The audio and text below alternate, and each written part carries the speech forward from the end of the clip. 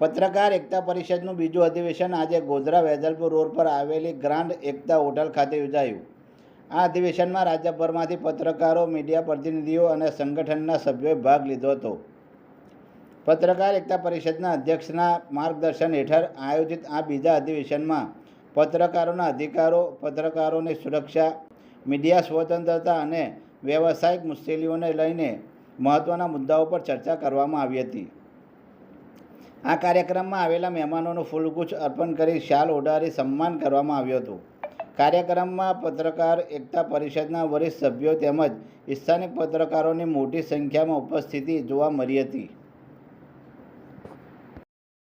આજે અધિવેશનનો મૂળ મોટિવ એવો હતો કે આ વર્ષે અમે પત્રકારના પરિવારની ચિંતાના વર્ષ તરીકે ઉજવવાનું નક્કી કર્યું છે। 8 જિલ્લાના અમે તમામ પત્રકારના વીમા લીધા છે।